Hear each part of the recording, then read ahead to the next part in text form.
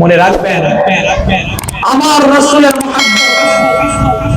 অন্তরের মধ্যে যদি না থাকে, হুব্বে মুস্তাফা ছাড়া যদি দুনিয়া থেকে কোনো বান্দা যায়, কবরে যাওয়ার পরেও আল্লাহ রাব্বুল আলামিনের ফেরেশতাগুলো হাজির হয়ে যখন বলবে মা রব্বুক, সে বলবে আমি জানি না, মা দীনুক, আমি জানি না, ওমান হাযা রাজুল, এই লোকটাকে চিনো, বলবে আমি চিনি না।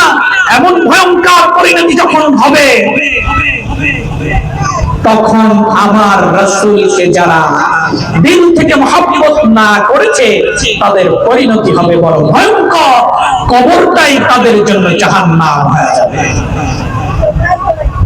সুতরাং এই জমিনে যদি কখনো আমার রাসূলের ইজ্জতকে নিয়ে ছিনিমিনি খেলা হয়, কখনো যদি কোরআনকে নিয়ে, আমার মালিকের আকাশ চুম্বি সোনার মানকে নিয়ে যদি ছিনিমিনি খেলে কোনো কথা বলা হয়, আমার রাসূলের ইজ্জতকে নিয়ে যদি কখনো কোনো কথা বলা হয়, বুকের টাকা রক্ত ঢেলে দিয়ে ওই সমস্ত নাস্তিক মুরতাদদের এই জমিনে বিচার করার জন্য কারা কারা প্রস্তুত আছেন হাত তুলে দেখা।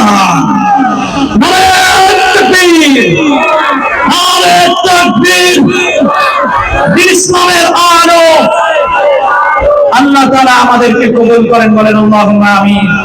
হুব্বে মুস্তাফা, রাসূলের মহব্বত দিলের মধ্যে স্থান দিতে হবে। আল্লাহ তাআলা আমাদেরকে কবুল করেন, বলেন আমিন। যা বলছিলাম, ওই কঠিন কিয়ামতের দিন আমার নবী সিজদায় রত হয়ে গুনাহগার উম্মতের জন্য কাঁদবেন আর বলবেন, ইয়া রাব্বুল আলামিন, আমার উম্মতদেরকে মুক্তি করে দেন, ছেড়ে দেন, নাজাত দিয়ে দেন, মুক্ত করে দেন, নাজাত দিয়ে দেন। যখন বলবেন, আল্লাহ রাব্বুল আলামিন বলবেন, ইরফা রাসাক, মাথা উঠান, আর আপনার কথাগুলো মেনে নেওয়া হবে। রাব্বুল আলামিন বলবেন, কি চান? রাসূল বলবেন, আমার উম্মতগুলোকে ছেড়ে দেন। আল্লাহ বলবেন, জান, আপনার গুনাহগার উম্মতগুলোকে বেছে বেছে বেছে বেছে আমি রব্বুল আলামিনের জান্নাতের মালিক বানায়া দেন। সুবহানাল্লাহ।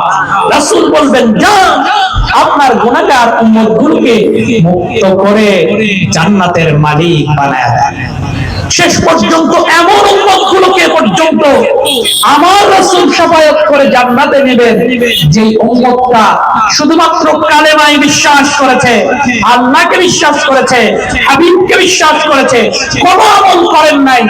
এমন গুনাহগার উম্মতগুলোকেও যাচাই করে বাছাই করে আল্লাহ তাআলার জান্নাতের মালিক বানায়া দেবেন। সুবহানাল্লাহ।